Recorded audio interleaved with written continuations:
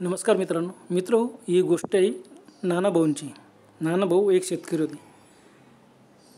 आंबणेरला ते राहतात. आता त्यांची शेती आंबणेरला कुठे आहे तर आंबणेरच्या दक्षिणेकडचा जो भाग आहे त्याला पूर्ण थडची शेती म्हणतात. थड तिथं त्यांची 20 बिघे जमीन होती. मोटर वगैरे पाण्याची सोय सर्व अगदी व्यवस्थित होतं. आता नानाभाऊंचे वय काही जास्त नव्हतं, 40 वर्षाचे होते. हिवाळ्याचे दिवस. आता ही शेतीच्या ज्याचा रस्ता म्हणजे आंबणेरच्या शिरूर नाका भाग आहे. शिरूर नाक्या भागातून गाड रस्ता पूर्ण पुढे जातो शिरूर या गावाला. आता त्या गाड रस्त्याने कोणी जास्त जात नाही. गाड रस्ता आहे फक्त शेतात जाण्यापुरताच. आणि शिरूर या गावाला जाण्यासाठी शिरूर ते मंगरूळ असा एक मस्त डांबरी रोड झालेला आहे. त्याच्यामुळे संपूर्ण एस.टी वगैरे शिरूरकडे जाणारा रस्ता आहे त्या डांबरी रस्त्याने जातात. आता ह्या रस्त्याने कोणी जाणंच बंद झालं, फक्त शेतकरी लोक जातात. त्याच्यामुळे तो गाड रस्ता तसाच आहे. काही पावसाळ्यात मात्र खूप हाल होता त्या रस्त्याने जायला. आता हिवाळ्याचे दिवस होते. शेतामध्ये काम करता करता गडी माणसं बाकीचे लोक सर्व लवकर 5:15 झाले निघून गेलेत, कारण हिवाळ्याच्या दिवशी लवकर अंधार पडतो. पण त्यांच्या शेतात एक काम करणारा तर गणू नावाचा मुलगा होता. तो 25 वर्षाचा होता. आता नानाभाऊंचे वय 40. तो मात्र नानाभाऊंसोबतच जास्त वेळ राहायचा. नानाभाऊंचे अगदी विश्वासू गडी म्हणून ते त्या सोबतच ठेवायचे. कुठे जायचं असलं तर गणू त्यांच्यासोबत राहायचा. सर्व लोक निघून गेले. मग अंधार व्हायला लागला. गणू म्हणाला, नाना आपण लवकर चाललं जाऊ. अरे जाऊ रे, काय तू चिंता करतो? किती दूर आहे आंबणेर इथून? 1 किलोमीटरसुद्धा नाही. आणि गाड रस्ता आहे ना, गाड रस्त्यावरून सीधंच जायचं. आणि गाड रस्त्याला लागूनच तर आपली शेती आहे. आपण कुठं रस्ता चुकणार आहेत? अंधार बी झाला तरी नेहमीप्रमाणे आपण बरोबर पोचून देऊ. झालं. शेतामध्ये इकडे फिर तिकडे फिर, काय काय राहिलं काय काय नाही, संपूर्ण अशी पाणी करत नानाभाऊ फिरत होते. अंधार पडायला लागला. 6 वाजले. गणू म्हणाला, नाही नानाभाऊ चला लवकर निघून जाऊ आपण. तो ना, अरे कमाल आहे, तू तरुण मुलगा आहे 25 वर्षाचा, काय एवढा घाबरतो? जेव्हा आपण सोबत, घाबरू नको. झाले. त्यांच्या हातात मात्र 2 मोठ्या काठ्या होत्या. काठ्या मात्र सोबतच ठेवायचे ते. किंवा शेतातून येता येता जनावर आलं वगैरे काही त्याला काठीनं फेकता येईल बा. मस्त ते दोघं शेतामध्ये पूर्ण फेरफटका मारला. त्यानेच आता शांत वातावरण होऊन गेलं होतं. हिवाळ्याचे दिवस किर्र अंधार उघड व्हायला लागला.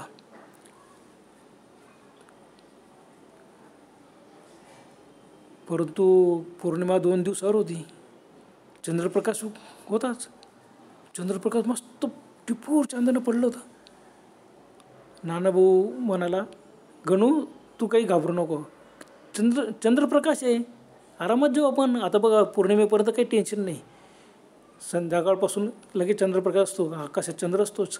पौर्णिमेनंतर मात्र चंद्र उगतो, त्यावेळेला आपण लवकर निघूनच जातो. असं आता काही घाबरून थोडंसं उशीर झाला तर चालेल बस. त्यांनी असं फेरफटका मारला. विहिरीवर आले. काय त्यांची एक लहानशी खोली होती, त्या खोलीत सामान वगैरे सर्व व्यवस्थित आहे का पाहून घेतलं. विहिरीवर बसले गप्पा मारत. गणू म्हणाला, नानाभाऊ चला हो लवकर, मला भीती वाटते.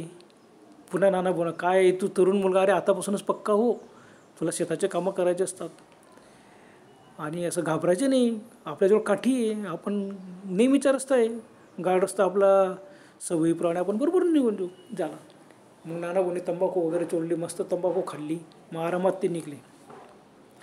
आता गणू जरा घाबरलाच होता, कारण उशीर झाला होता. दिवसभर काम करून त्याला खूप भूक लागली होती. केव्हा एकदाचे घरी जेवण जेवण करू असं त्याला झालं होतं. त्याच्यामुळे तो नानाभाऊंना आग्रह करून त्यांनी नानाभाऊला लवकर घरी यायचं मागे लागला. मग नानाभाऊ पण निघाले, जाऊ द्या बा, याला भूक लागलेली दिसते. झालं. मग दोघं गप्पा मारत मस्त येत होते.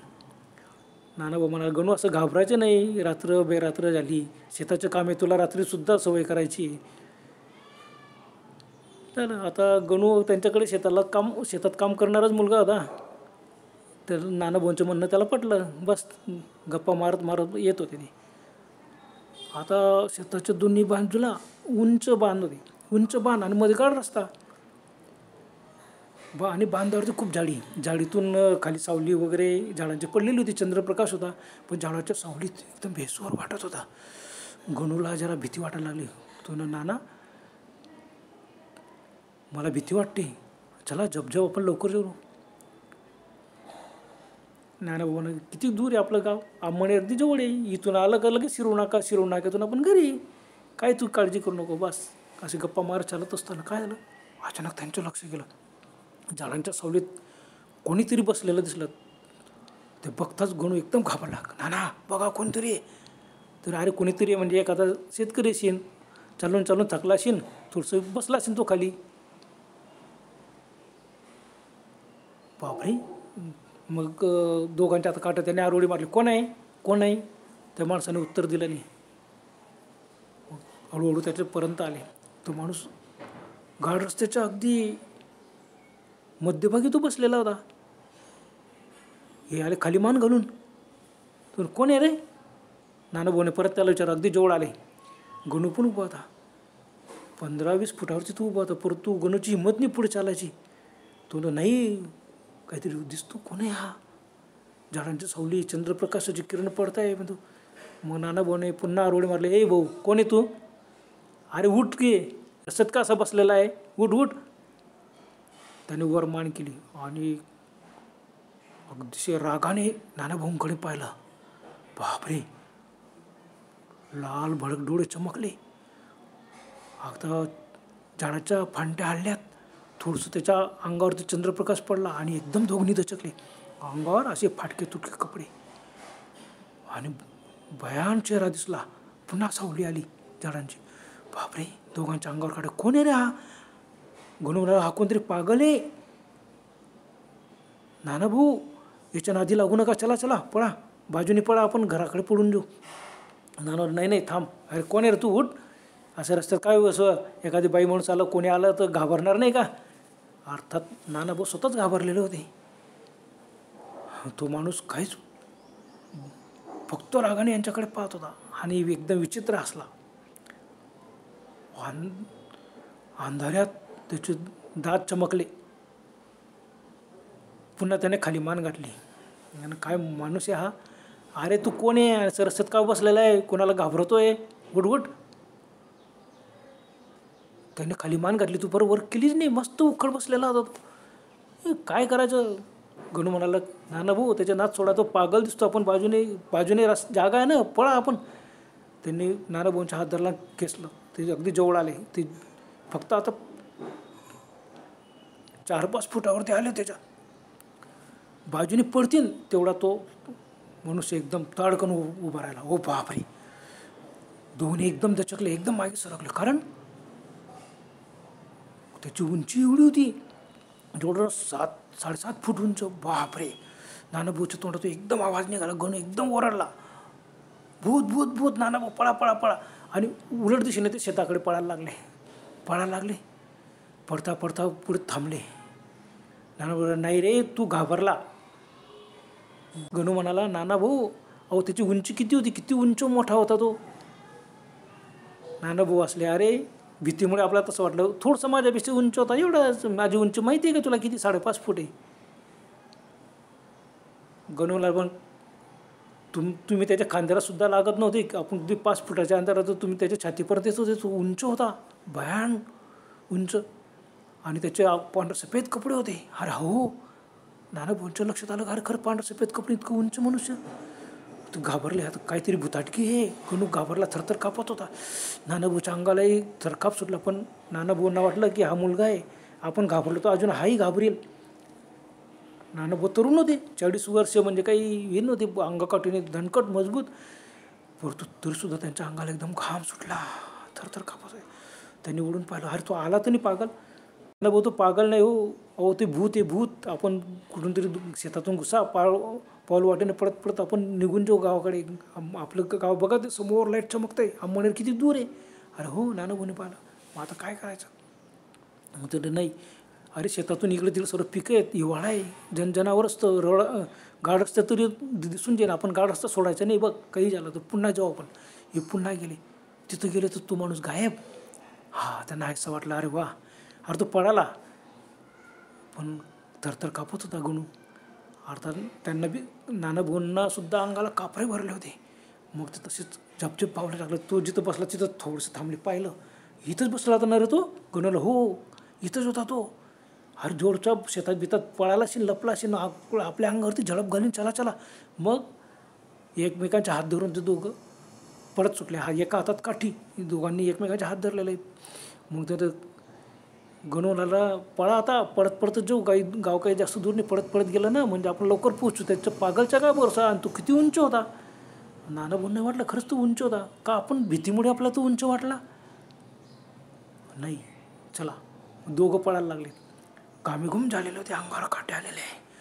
पडता पडता एकदम बघता तो 15 फुटावरती पुन्हा तो पागल हजर. हो बापरे, गपकन थांबले. आणि तो अतिशय विक्राळ रूप होतं त्याचं.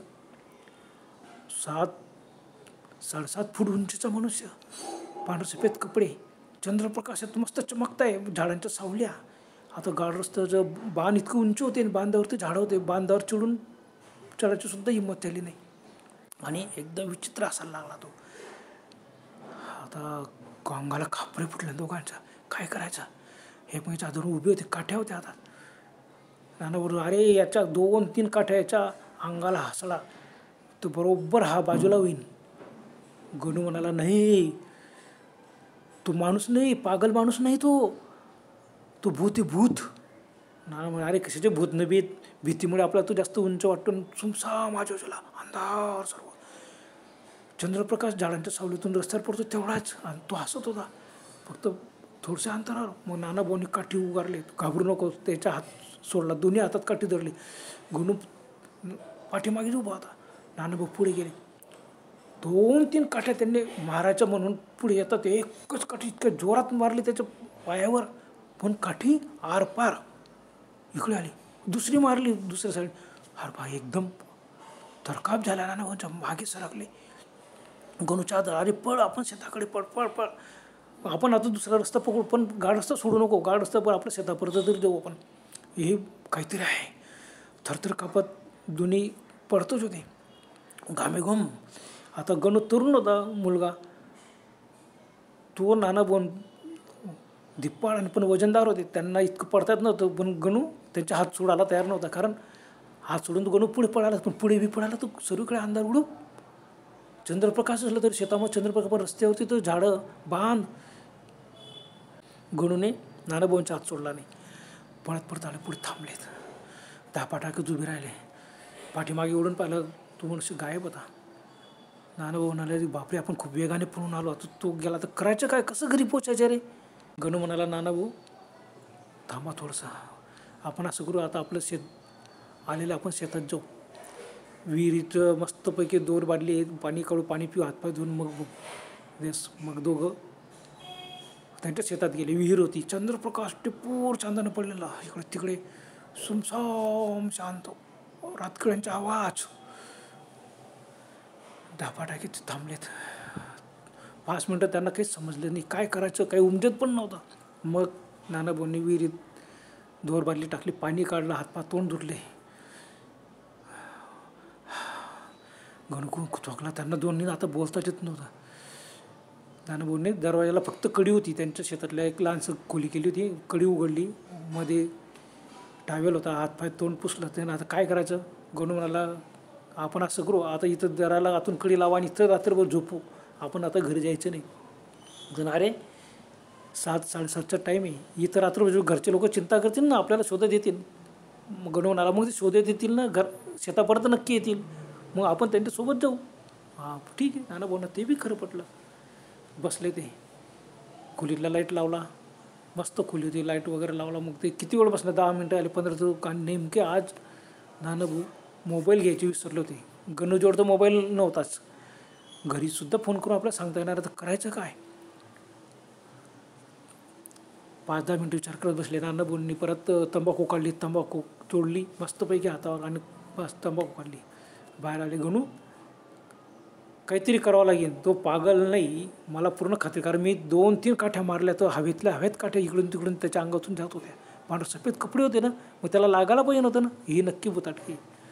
गणू म्हणाला हो ते खरं आहे, पण इथं पण आपण इथं दरवाजा बंद करा की शेकोटी पेटवा बाहेर. शेकोटी पेटवलं दारासमोर, झाड बघून भूत येत नाही. गणूला जेवढं माहीत होतं तेवढं त्यानं सांगितलं. नाना बोलणं ते काही खरं पडलं नाही. मग त्यांनी विचार केला, खरंच थोडा वेळ शेकोटी पेटू. अंग वगैरे खूप थंडी पडलेली अंग, पण थंडी पडली तर थंडी वाजतच नव्हती ना. अंगाला इतका घाम आला होता आणि अंगाला इतके काटे आले होते. तरी त्यांनी ठरवलं की चला आपण शेकोटी पेटू. त्यांनी शेकोटी पेटवली. शेकोटी पेटवली, अंग शेकत बसले. किती वाजले असतील रे? गणू म्हणाला, नक्कीच आता 8 साडेआठ झाले असतील. मग आता आपण असं करू, पुन्हा जाण्याचा प्रयत्न करू. गणू म्हणाला, नाही गावाकडे जायचंच नाही, इथंच आपण खोलीत राहू. नानाभाऊ म्हणाले, पण तो जर भूत तिथं आला तर आपला पाठला करत. अरे हो, पुन्हा तर भीती वाटत. असं म्हटलं आणि एकदम दचकले. विहिरीच्या मस्त विहिरीची जी भिंत बांधलेली असते ना, गोल राऊंडची भिंत होती, गोल विहीर होती. त्या मस्त भिंतीवरती तो पागल येऊन बसला होता, उंच पुरा. शेकोटी रांग शेकत असताना सुद्धा यांच्या अंगाला एकदम थरकाप सुटला. एकदम मागे सरकले. पटकन त्यांनी त्याच्या काठ्या उचलल्या. त्यानं बस काही करा, आपण दोन्ही मिळून त्याच्यावरती हमला करू. पण गणू एवढा घाबरला तर तो नाही, ते भूत येते बघा आपल्या किती 20-25 फुटाचा तो बसलेला आहे. तो तिथून मस्त हसत होता. नानाभाऊ म्हणा, जाऊ द्या आता, पळा आता. दरवाजा स्वतः उघडा, लाईट चालू.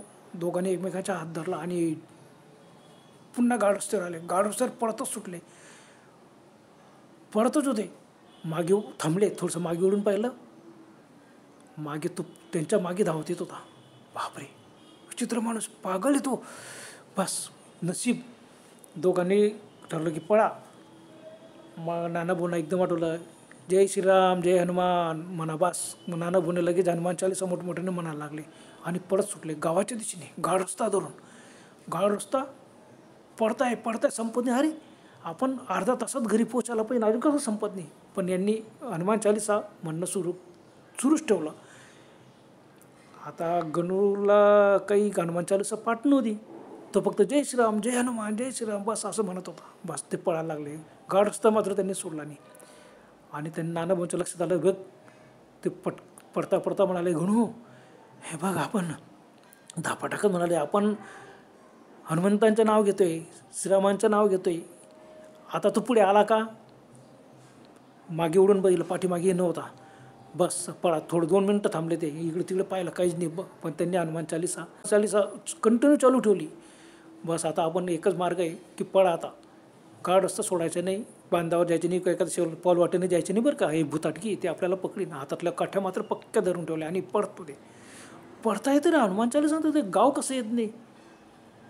15, 20, 25 मिनटं झाले की आता पायात शक्तीच राहिली नाही. दोघांच्या पायाला गोळ्या आल्यात. धापा टाकत होते. हळूहळू त्यांची गती कमी झाली.